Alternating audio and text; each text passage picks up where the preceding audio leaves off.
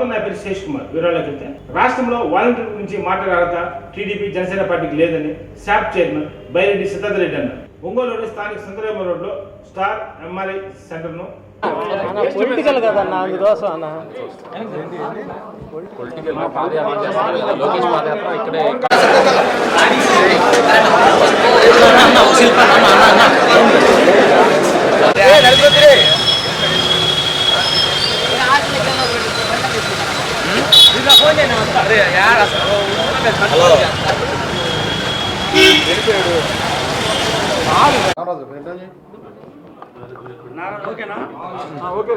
చెప్పండి.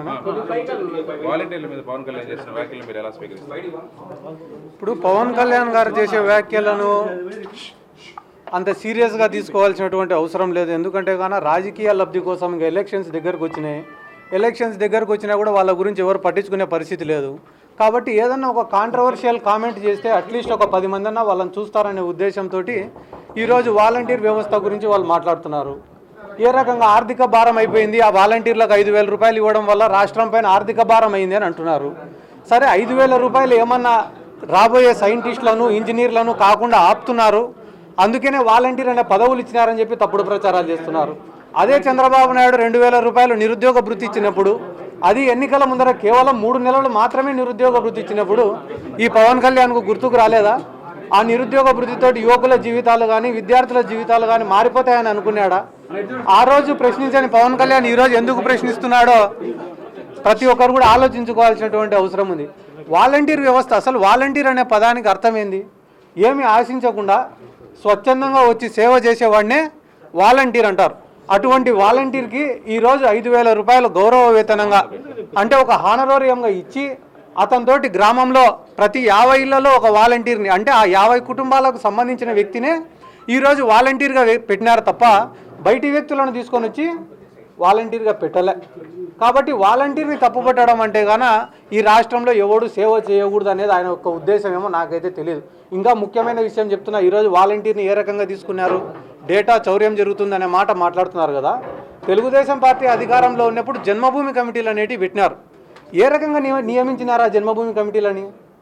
ఏమైనా district selection committee ద్వారా వాళ్ళని ఎన్నుకున్నారా?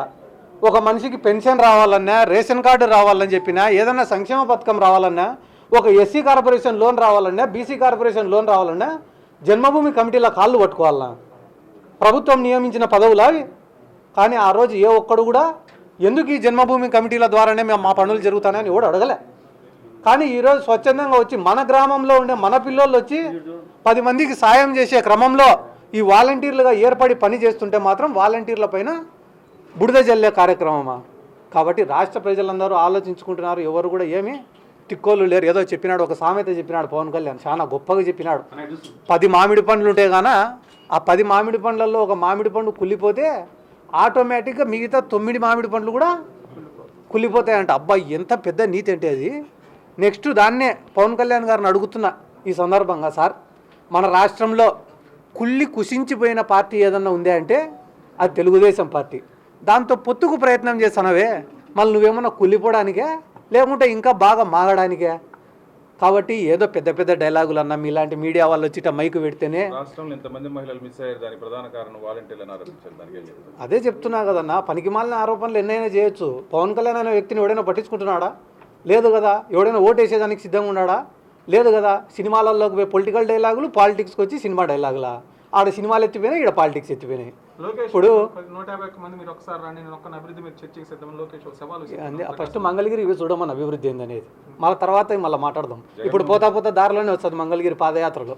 పోయిన తర్వాత 400 కోట్లతో అభివృద్ధి కార్యక్రమాలు ఎట్లా జరిగినాయి, నిన్నగాక మొన్ననే 12,000 20,000 పట్టాలో ఏ రకంగా ఇచ్చినారు, ఎందుకు చంద్రబాబు నాయుడు అధికారంలో ఉన్నప్పుడు ఇవ్వలేకపోయినాడు, 30 లక్షల ఇళ్ల పట్టాలు ఎట్టించినాడు, ఇప్పుడు హౌసింగ్ ఏ రకంగా చేస్తున్నాడు, ఇన్ని వేల కోట్లతో సంక్షేమ పథకాలు, లక్షల కోట్లతో సంక్షేమ పథకాలు ఏ రకంగా చేస్తున్నాడు, ఏ రకంగా రాష్ట్రానికి పోర్ట్లను తీసుకొని వచ్చినాడు, ఏ రకంగా రాష్ట్రానికి మెడికల్ కాలేజీలు తెచ్చినాడు, ఏ రకంగా ప్రభుత్వ స్కూళ్ళను డెవలప్ చేసినాడు, ఏ రకంగా ఈరోజు ఆరోగ్య వైద్య వ్యవస్థను డెవలప్ చేసినాడు అనేది పోయి పేదవాడిని అడిగితే చెప్తాడు.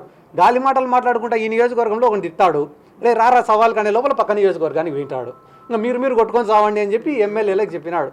కాబట్టి చంద్రబాబు నాయుడు గారు ఒకటో తారీఖు నుంచి ప్రాజెక్టుల సందర్శన 1వ తారీఖు నుంచి చేపడుతున్నారు.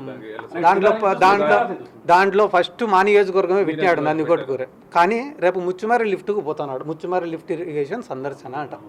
అన్న ఎప్పుడైనా కూడా ఎవరికి పుట్టిన పిల్లల్ని మా పిల్లలని చెప్పుకుంటే బాగుంటుంది. పక్కనోడి పిల్లల్ని తెచ్చి నా పిల్లలని చెప్తే ఎప్పుడు బాగుండదు. ఎందుకంటే గాన ముచ్చుమారి లిఫ్ట్ ఇరిగేషన్ అనే ఆలోచన ఎవరిది? ముచ్చుమారి లిఫ్ట్ ఇరిగేషన్ ఎప్పుడు శాంక్షన్ అయింది? ముచ్చుమారి లిఫ్ట్ ఇరిగేషన్కి మేజర్గా పనులు ఎప్పుడు జరిగినాయి? మేజర్గా బడ్జెట్ కేటాయించింది ఎవరు అనే డేటా మీరు సేకరించిన తర్వాత లాస్ట్ దాని ఓపెనింగ్కి పోయి మొత్తం కట్టింది నేనే అనడం ఎంతవరకు న్యాయం? చంద్రబాబు నాయుడు గారి హయాంలో ఒక ప్రాజెక్టు అనుకొని పూర్తి చేసిన ప్రాజెక్ట్ అంటూ ఈ రాష్ట్రంలో అంటే ఉమ్మడి రాష్ట్రంలోనే ఏ ఒక్క ప్రాజెక్టు కూడా లేదు. దాని శిలాఫలకం ఒకరేసిండాలా, దానికోసం కష్టం ఒకరు చేసిండాలా, దానికి బడ్జెట్ ఒకరు అలాట్ చేసిండాలా, ఏదో దరిద్రానికి ఈయన వచ్చి దానికి రిబ్బన్ కటింగ్ చేసి పోయింటాడు. పొరపాటున వేరే వాళ్ళు చేసినా కూడా ఈయన పోయి ఆడు సెల్ఫీ దిగి ఇది నేనే చేసినా అని చెప్పుకునేంత నీచమైన వ్యక్తి ఈ చంద్రబాబు నాయుడు. రాష్ట్రంలో రైతాంగం గురించి కానీ ఇరిగేషన్ గురించి కానీ ఇరిగేషన్ ప్రాజెక్టుల గురించి కానీ మాట్లాడే నైతిక అర్హత లేనటువంటి వ్యక్తి నారా చంద్రబాబు నాయుడు గారు. నువ్వు పొగడాలనుకుంటే కానీ ఎన్టీ రామారావు గారిని పొగుడుకో, వైఎస్ రాజశేఖర రెడ్డి గారిని పొగుడుకో, లేకుంటే జగన్మోహన్ రెడ్డి గారిని పొగుడుకో, కానీ రైతుల పట్ల కానీ ప్రజల పట్ల కానీ చంద్రబాబు నాయుడు గారికి ఎటువంటి కమిట్మెంట్ లేదు. పవన్ కళ్యాణ్ పోలవరం మీద మాకే చిత్తశుద్ధి, మేమే పూర్తి చేస్తున్న తర్వాత అయినా కూడా మేము ఎక్కువ డబ్బులు ఖర్చు పెట్టాము. నిన్న దేవినేని ఉమా కూడా వాళ్ళు ఆల్రెడీ అధికారంలో ఉండిపోయినప్పుడు 5 ఏళ్ళు అధికారంలో ఉండి ఏం చేసినారో చెప్తే ఈరోజు మళ్ళీ దానిపైన చర్చకు కూర్చుందామన్నా. కాబట్టి వీళ్ళందరూ కూడా ఒకటే టీం. పవన్ కళ్యాణ్ కానీ చంద్రబాబు నాయుడు కానీ లోకేష్ కానీ ముగ్గురు 3 దిక్కుల దురుక్కుంటా వీళ్ళు చెప్పే కాన్సెప్ట్ ఏమరా అంటే రాష్ట్రంలో ఏదో దౌర్జన్యాలు పెరిగిపోయినాయి, అన్యాయాలు జరిగిపోతున్నాయి, హింస పెరిగిపోయింది అని ప్రజలను ఒక తప్పుదారి పట్టించి ఓట్లు దండుకోవాలని అనుకుంటున్నారు. మన పవన్ కళ్యాణ్ గారు కూడా ఏదో చెప్తున్నారు నిన్న మన దీనంగా ముఖం పెట్టి, నాకు రాజకీయాలు లేకుంటే గాన మంచి జీవితం ఉంది, రోజుకు 2 కోట్ల రూపాయలు సంపాదించే కెపాసిటీ ఉన్నా నేను వదులుకొని వచ్చిన మా ఊరికి రాండి మీరందరు విలేకరులు కూడా. 40 ఎకరాలు పొలం ఉండేటోడు అమ్ముకొని 2 ఎకరాలకు వచ్చిన నాయకులు కొన్ని 100 మంది ఉన్నారు. ఆయనకు రాజకీయం లేకుంటే వేరే మంచి జీవితం ఉందేమో, మాకు రాజకీయమే జీవితం. ప్రజలకు పని చేయాలా, ప్రజలు మా ఇళ్ళ కాడికి వస్తే అవసరం అడిగితే గాన పరిగెత్తుకుంటే ఆఫీసులకు పోయి పని చేయాలా, వాళ్ళ కోసం ప్రాణం పోయినా బాధ లేదనుకొని పని చేస్తాం. అంతే తప్ప ఆయన ఒక్కడే త్యాగం చేసినట్ట, ఆయన ఒక్కడే జీవితం వదిలిపెట్టుకునేట మాట్లాడడం. నువ్వు సింపతి కావాలనుకుంటే పోయి ప్రజల కాళ్ళు పట్టుకో, తప్పు లేదేమో. కానీ ఇట్లా తప్పుదారి పట్టేయడము, ఏదో పెద్ద జీవితాన్ని మేమందరం కూడా మా జీవితాలను వదిలిపెట్టుకొని రేపే కానీ మేము కూడా ఏదో ఒక వ్యాపారం చేసుకొని బతకచ్చు. కానీ మమ్మల్ని నమ్ముకొని మా వెంట తిరిగే ఎన్నో కుటుంబాలు ఉన్నాయి కాబట్టి వాళ్ళని వదులుకోలేక వాళ్ళని ఎట్లా కాపాడుకోవాలనే ఉద్దేశంతో మేము కూడా కష్టంగా రాజకీయం చేస్తున్నామే తప్ప ఈ రాజకీయం చేసినంత ఒక బరువు బాధ్యత తప్ప వేరేదేం లేదు. జగన్మోహన్ రెడ్డి గారి గురించి దయచేసి విమర్శించడం స్టాప్ చేయండి. ఎందుకంటే ఆయన నమ్ముకునే ప్రతి ఒక్కరిని కూడా ఈరోజు లీడర్లను చేసినారు. ఆయన నమ్ముకునే ప్రజలను అందరికీ కూడా ఈరోజు సంక్షేమ పథకాలు ఇస్తున్నాడు, అభివృద్ధి కార్యక్రమాలు చేస్తున్నాడు. రాష్ట్రానికి ఒక బలమైన నాయకత్వం ఉంది. ఈరోజు బలమైన నాయకత్వం ఉన్న చోటనే అభివృద్ధి కూడా సాధ్యమవుతుంది. లోకేష్ ఒక ఎర్ర బుక్ పెట్టుకున్నాను, 2024 అధికారం మాదే, గెలిచేసాం ఆల్రెడీ, అధికారంలోకి వచ్చిన తర్వాత ఈ ఎర్ర బుక్లో పేర్లు అంతా తెలుస్తామంటారు. నేను ఇంతకుముందు చెప్పినా మళ్ళీ చెప్పినా, ఆయన ఏడైనా పేర్లు మర్చిపోయింటే నాకు ఫోన్ చేసి మిగతా పేర్లు చెప్తాను నేను. మీరు చెప్తాను ఎర్ర బుక్ ప్రజలకు వచ్చేటప్పుడు ప్రజాస్వామ్యంలో మేము రేపు అధికారంలోకి వస్తే ఏం చేస్తామని చెప్పండి, మేము అధికారంలోకి వస్తే అంతు చూస్తామనే మాట చాలా తప్పు మాట. ఎందుకంటే గాన అదే పందాలో గాన మేము నడిచిందంటే ఈరోజు మీరు పాదయాత్ర కూడా చేయలేరు. లాస్ట్లో చెప్పినామనే వైఎస్ఆర్ పార్టీ అధిష్టానం ఆదేశిస్తే సంతరామారావు నుంచి పోటీ చేస్తానని జగనన్న ఫౌండేషన్ చైర్మన్ వారా వీర్రాజు అన్నారు. స్థానిక ఎన్ఎస్పీ గెస్ట్ హౌస్లో ఏర్పాటు చేసిన మీడియా సమావేశంలో పాల్గొని మాట్లాడారు. ఈ సందర్భంగా మాట్లాడుతూ జగనన్న ఫౌండేషన్ ద్వారా ప్రజలకు సేవ చేస్తున్నారని, తన ప్రత్యక్ష రాజకీయాలకు వస్తున్నారని అన్నారు.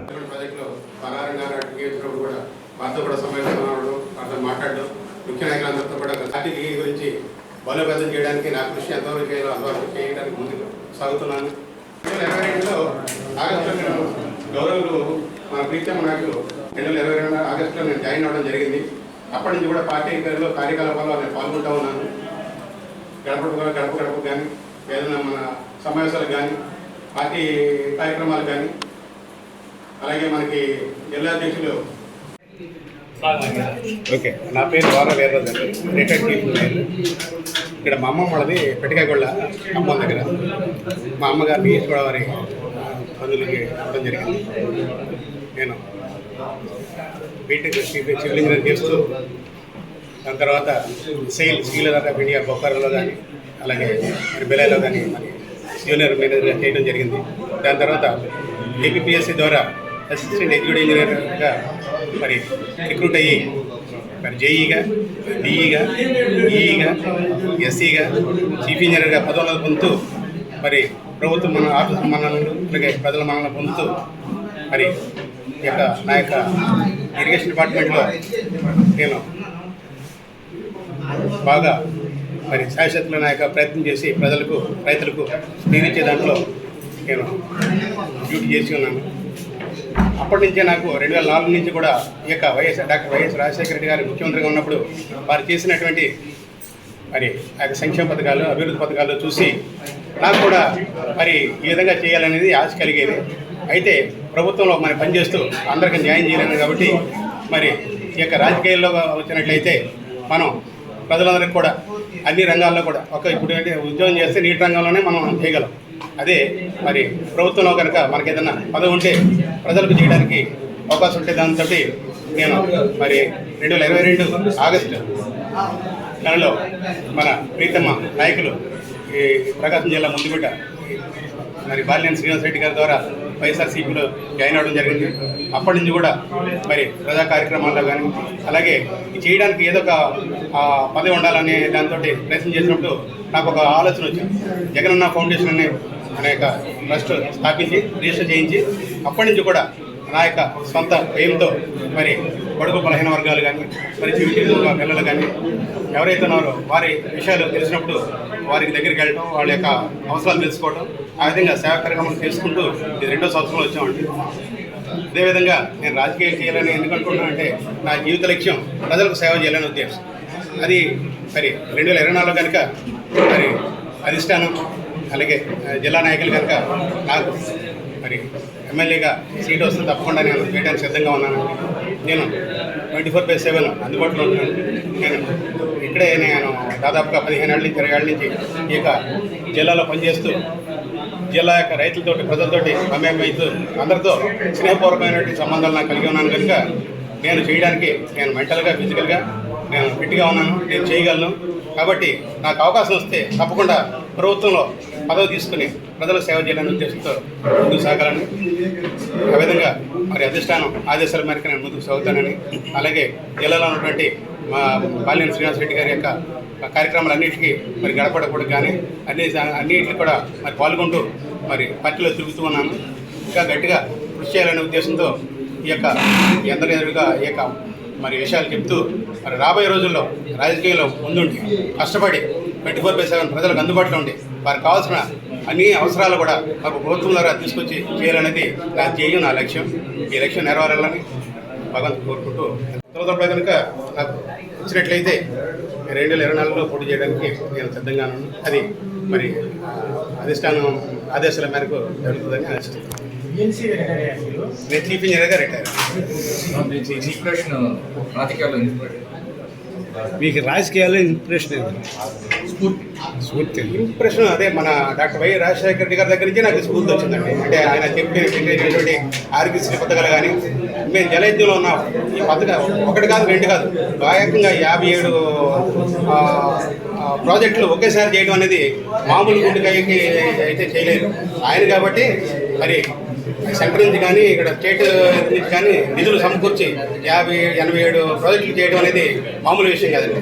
అలాగే ఆరోగ్యశ్రీ కానీ, ఫీజు రింబర్స్మెంట్ కానీ, పేదలకు విదేశీ మరి విద్య కానీ ఇవన్నీ కూడా మరి అలాగే మైనారిటీలకి రిజర్వేషన్లు కానీ చాలా సంవత్సరాలు ఆయన టైంలో మరి చూడటం, మరి ఎలా చేస్తే ప్రజలందరూ బాగుంటారు కదా, ప్రజలకు కూడా మనం సేవ చేయాలి. అప్పుడే నాకు ఒక కోరిక వాళ్ళకి అప్పటి నుంచి కూడా అలాగ మరి ప్రభుత్వ డిపార్ట్మెంట్ ఉంటూ చేయలేము కాబట్టి మరి 2019లో నేను రిటైర్ అయ్యాను. అప్పటి నుంచి కూడా ఆ జగనన్న గారు చేస్తున్నటువంటి ఆయన 2019 మే నెలలో ఆయన ప్రమాణ స్వీకారం ముఖ్యమంత్రిగా చేసినప్పుడు అప్పటి నుంచి కూడా ఆయన ఫాలో అవుతూ ఉన్నాం. ఆయన నవరత్నాలే కాకుండా అనేక పథకాలు మరి మెడికల్ కాలేజీలో ఒకేసారి 17 మరి ప్రారంభించి 60 కోట్లతోటి ఇప్పుడు 5 మెడికల్ కాలేజీలు ఈ సంవత్సరం మరి మొదలు పెడుతున్నారు. ఎంతో మరి గొప్ప కార్యం అది. వైద్య రంగంలో కూడా ఆయన వైద్య ఆరోగ్య రంగంలో కూడా ఆయన చాలా మరి సంస్కరణలు ప్రవేశపెట్టారు. అలాగే మరి విదేశీ విద్య, అలాగే మరి విద్యా వసతి దీవెన, ఇలాగా మరి ప్రజలకి మరి పిల్లలకు ఇంగ్లీష్ మీడియం అంటే తెలియదు. మరి పోటీతత్వంలో ఉన్నటువంటి ఈ ప్రపంచంలో మరి ఇక్కడే కాకుండా ఎక్కడైనా సరే మరి ఈ గ్లోబల్ ఎక్కడైనా ఉండాలంటే మరి ఇంగ్లీష్ మీడియం ఆ రోజున ప్రతిపక్షాలు కాదన్నా కానీ ఈయన ప్రవేశపెట్టడం, ఆ యొక్క ఫ్రూట్స్ మనం చూస్తున్నాం. ఎంట్రన్స్లో కూడా ఈ యొక్క కార్పొరేట్ కాలేజీలకి ధీటుగా మరి మనం రిజల్ట్స్ చూస్తున్నాం.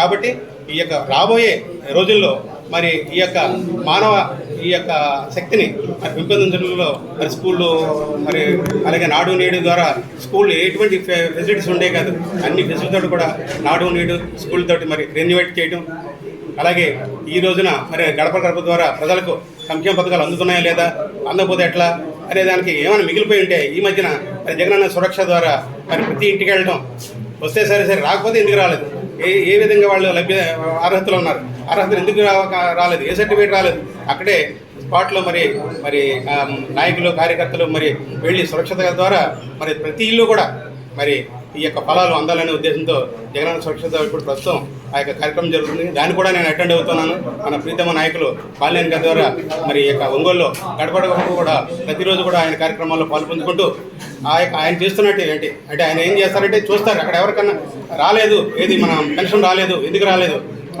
వచ్చేంత వరకు నేను ఇస్తాను అని వాళ్ళకి మరి తోడ్పాటు చేయడం, ఎవరన్నా వికలాంగులు కానీ ఎవరన్నా ఆసుపత్రుల్లో కానీ ఉంటే వెంటనే ఆయన తోచిన ధన సహాయం చేయడం, ఆ విధంగా ప్రజల్లో మరి ఆయన అభిమానం, ఆయన ఉన్నటువంటి అభిమానం చూసి నాయకుడు అంటే ఇట్లా ఉండాలనేది నాకు స్ఫురించింది.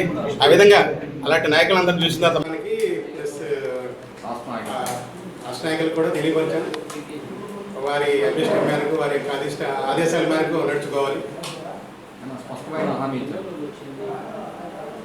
మేము పార్టీలో కొనసాగుతున్నామండి, తప్పకుండా వస్తుంది ఆలోచిస్తున్నాం కనుక నాకు అవకాశం ఇస్తే తప్పకుండా 1900 ఎమ్మెల్యేగా పోటీ చేయడానికి సిద్ధంగా ఉన్నానండి. ఒంగోలులో ప్రభుత్వ సమగ్ర వైద్యశాలను జిల్లా కలెక్టర్ దినేష్ కుమార్ తనిఖీ నిర్వహించారు. ఈ సందర్భంగా రోగుల అందిస్తున్న సేవల గురించి వివరాలు అడిగారు.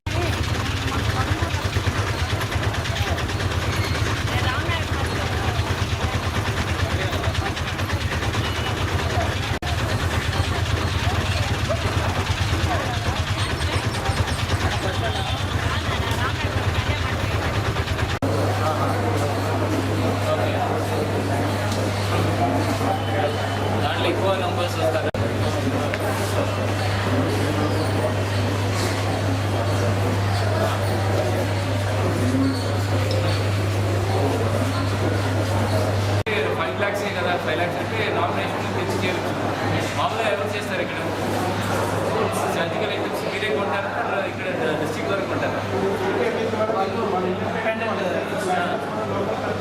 లేదా అది మనం చేసుకుంటే మ్యామోగ్రఫీ కానీ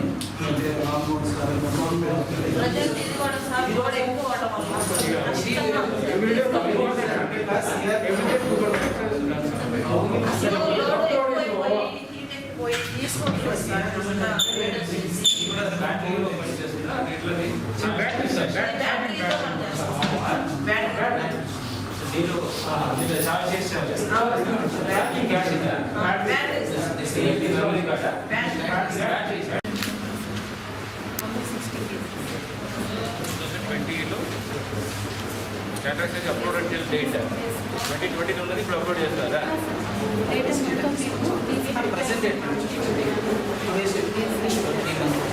So why these cases are not able to be uploaded Chandigarh?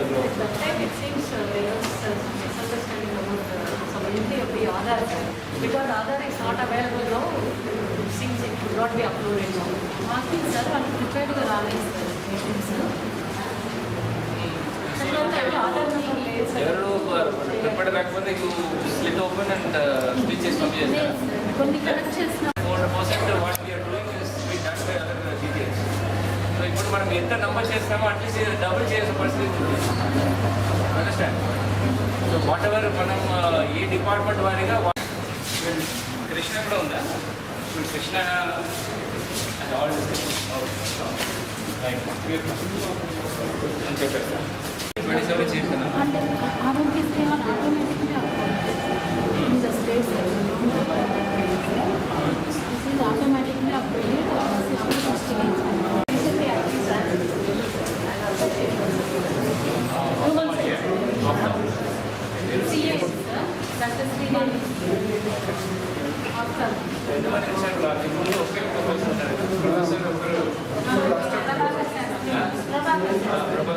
Associate incharge.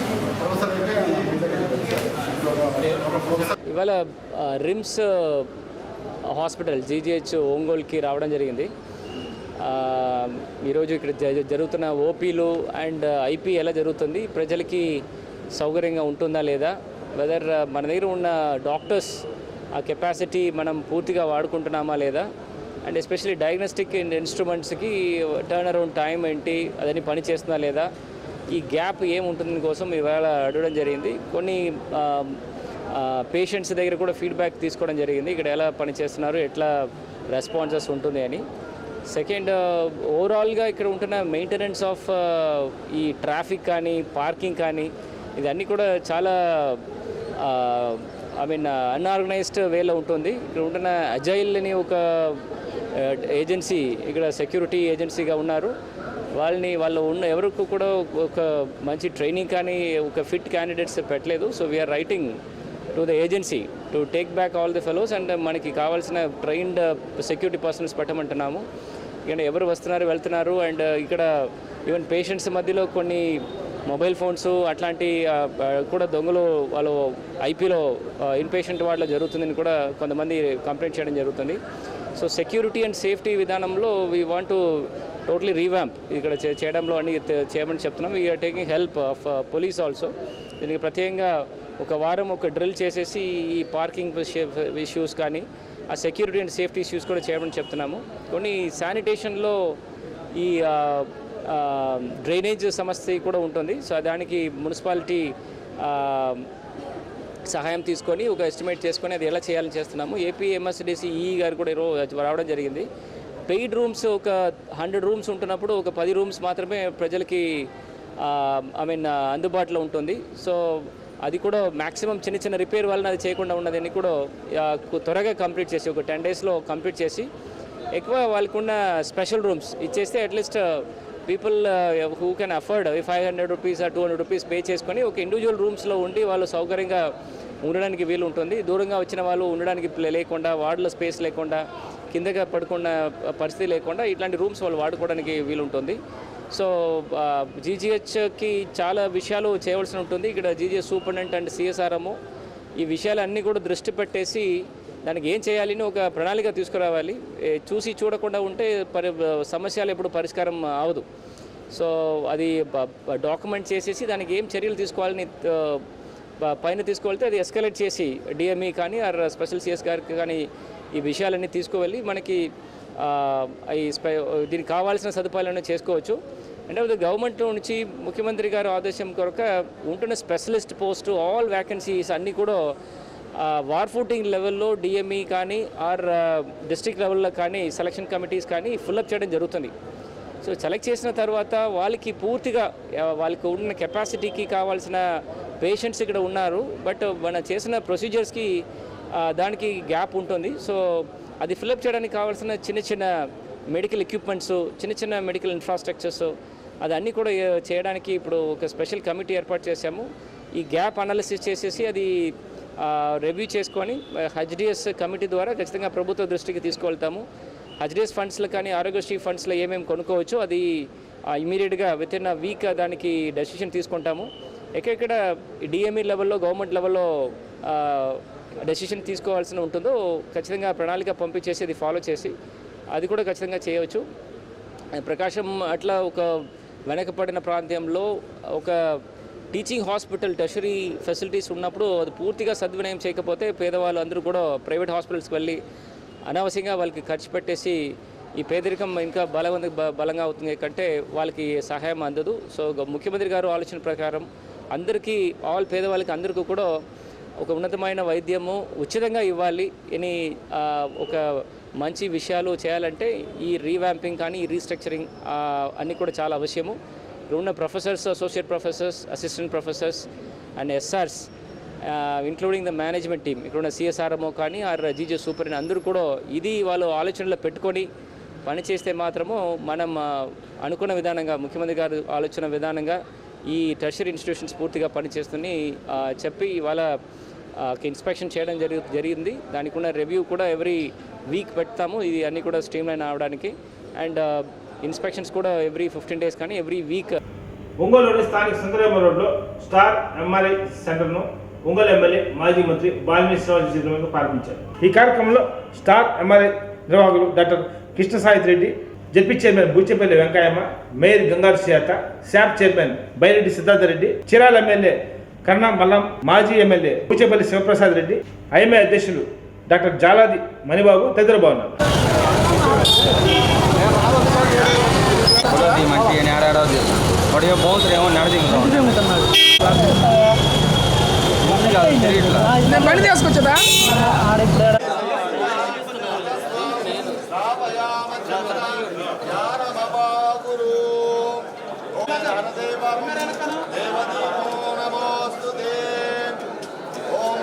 బ్రహ్మరూపేణ సర్వేషాం ఇది సంస్థితః అతస్త్వం శ్రావయామచ్చ వదజ్ఞానమపాకురు విద్యాయ దానసంయజ్ఞపదయే దైవీ స్వస్తిరస్నః స్వస్తిర్మానుషేభ్యః ఓత్కంజిగాతు శేషజో శర్ణోస్తు ద్విపదే చతుష్పదే ఓం శాంతి శాంతి శాంతి. దేవీం వాజమినేత దేవాస్తాం దీపం జ్యోతివర బ్రహ్మ దీపం జ్యోతివరాయణం దీపేన హరదే పాపం దేవదీపం నమోస్తు తే దేవదేవ తస్వాం శ్రావయామి జమద జ్ఞానమపాకురు.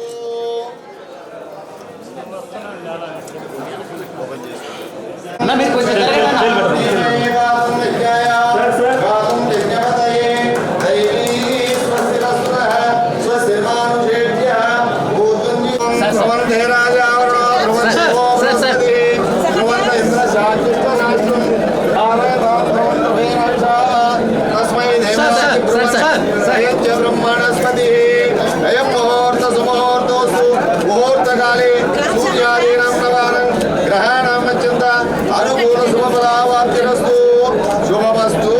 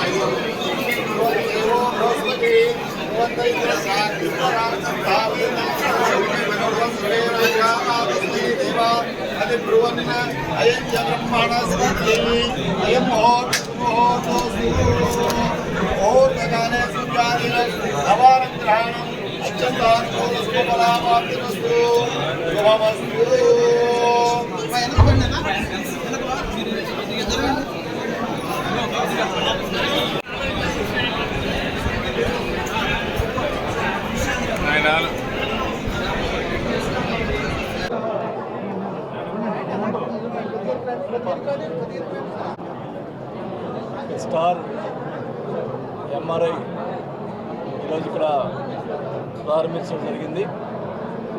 ఈ ఎంఆర్ఐ అనేది కార్డియాక్ సంబంధించినటువంటి ఎంఆర్ఐ.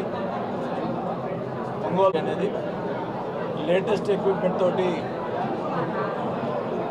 మరి ఎంఆర్ఐని ఇక్కడ పెట్టడం జరిగింది. మన సాహిత్యం నుండి రాజ్యాంగంలో ఈ ఎంఆర్ఐని ఏర్పాటు చేశారు. గతంలో కూడా 2 హాస్పిటల్స్ని ఆల్రెడీ ఓపెన్ చేయడం, ఇది 3వది ఈరోజు ఇక్కడ ఓపెన్ చేయడం నిజంగా మంచి పేరుతోటి మంచి మనసుతో ఉంటే ఎవరైనా పైకి ఎదుగుతారు. అలాంటిది మన సాహిత్య రెడ్డి వాళ్ళు 3వది ఓపెన్ చేస్తారంటే ఇంకా కూడా ఒంగోలులో ఇంకా మంచి పేరు తెచ్చుకొని ఇంకా కూడా హాస్పిటల్స్ని డెవలప్ చేసుకునే అవకాశం భగవంతుడు కల్పించాలని చెప్పి కోరుకుంటా ఉన్నా. మరి ముఖ్యంగా ఈ ఎంఆర్ఐ అనేది లేటెస్ట్ ఎక్విప్మెంట్ కాబట్టి మరి ఈ ఎంఆర్ఐ కోసం విజయవాడ, గుంటూరు అట్లాంటి పోవాల్సిన అవసరం లేకుండా మన ఒంగోలులోనే ఏర్పాటు చేసినందుకు మరి సాయి రెడ్డి వాళ్ళకి నా అభినందనలు తెలియజేసుకుంటా ఉన్నా. సక్సెస్ఫుల్గా ఇది కొనసాగాలని చెప్పి కూడా కోరుకుంటూ వారికి మరొకసారి నా బెస్ట్ విషెస్ తెలియజేసుకుంటూ సెలవు తీసుకుంటాను. ఎంఆర్ఐ కార్యక్రమానికి వచ్చినటువంటి వాళ్ళని శ్రీనివాస్ రెడ్డి గారు, అదేవిధంగా యాజమాన్యానికి ఇందాక శ్రీనివాస్ రెడ్డి గారు చెప్పినట్టు ఇక్కడ ఈ ప్రాంతంలో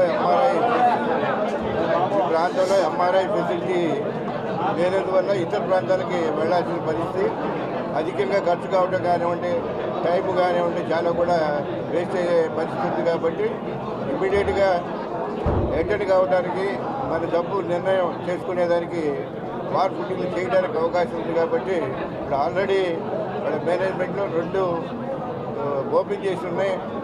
వాళ్ళ సిన్సియర్గా ప్రయత్నం చేసినందువల్లనే వాళ్ళ సర్వీసెస్ ప్రజలకు అందుతున్నందువల్లే వాళ్ళ ప్రజల నుంచి కూడా ప్రోత్సాహం ఉండటం జరుగుతున్నటువంటి విషయం మనం గమనించాలా. దాంతో పాటు 3వ కార్యక్రమం ఇది టేకప్ చేయటం, ఇది అంతా ఫ్రెండ్షిప్గా ఉండాలని చెప్పి అందులో యంగ్ డాక్టర్స్ ఉన్నాడు కూడా వాళ్ళ బాగా అభివృద్ధిలోకి చెందాలని చెప్పని మన సర్వీసెస్ కూడా ఇక్కడ ఉన్నటువంటి ఈ ప్రాంతంలో ఉన్నటువంటి ప్రజలే కాకుండా ఇతర ప్రాంతాల నుంచి వచ్చేటటువంటి వాళ్ళు కూడా ఉపయోగించుకుంటే బాగుంటుందని చెప్పని ఈ సందర్భంగా ఒంగోలు ఈ కార్యక్రమం ఏర్పాటు చేసినందుకు స్టార్ ఎంఆర్ఐ యాజమాన్యానికి అందరూ కూడా ధన్యవాదాలు తెలియజేస్తూ పరీక్షగా ఉండాలని కోరుకుంటూ సెలవు తీసుకుంటారు. స్టార్ ఎంఆర్ఐ మన ప్రీతం నాయకులు బాలినేని శ్రీనివాస్ రెడ్డి గారి ద్వారా, అదేవిధంగా బలరాం గారు, జెడ్పీ చైర్పర్సన్ గారు, బైరెడ్డి సిద్ధార్థ రెడ్డి గారు ఈరోజు ఈ స్టార్ ఎంఆర్ఐ ఓపెన్ చేయడం జరిగింది. ముఖ్యంగా డాక్టర్ సాయిత్ గారు సోదర సమానులు, మంచి వ్యక్తి. ఇది 3వ హాస్పిటల్ ఓపెన్ చేయడం, అంతకుముందు సిటీ ఏర్పాటు చేసి అందరూ మేము ఓపెన్ చేయడం జరిగింది. ఈరోజు కూడా మనకి ఏమైనా కార్డియాక్ సమస్యలు వచ్చినా, అదేవిధంగా ఏమైనా క్యాన్సర్ పేషెంట్లకి ఏమైనా మెటాస్టైటిస్ ఏం జరిగినప్పుడు లింఫ్ నోడ్స్ డయాగ్నోసిస్ కూడా అందరూ విజయవాడ, గుంటూరు పాటు జరుగుతుంది. అటువంటి ఇబ్బంది లేకుండా ఒకే సిట్టింగ్లో ఒక ఆధునిక టెక్నాలజీ వాడుకొని ఈ ఎంఆర్ఐ పెట్టడం నిజంగా మన ప్రాంతంలో ఒంగోలు పెట్టడం నిజంగా సంతోషంగా ఉంది. ఈ ఫెసిలిటీస్ వాడుకొని ప్రజలందరూ కూడా ఎక్కువ ఉపయోగించాల్సి కోరుకుంటూ, అదేవిధంగా సాహిత్య గారికి కూడా ఆల్ ది బెస్ట్ చెప్పుకుంటూ, ఇంకా ఇటువంటి హాస్పిటల్ మంచిగా ఎన్నో పెట్టి పేదవాళ్ళకు కూడా తక్కువ రేట్లో సాయం చేయాలని చెప్పి మనస్ఫూర్తిగా కోరుకుంటూ సెలవు. ఈ వార్తల సమాప్తం. నమస్కారం.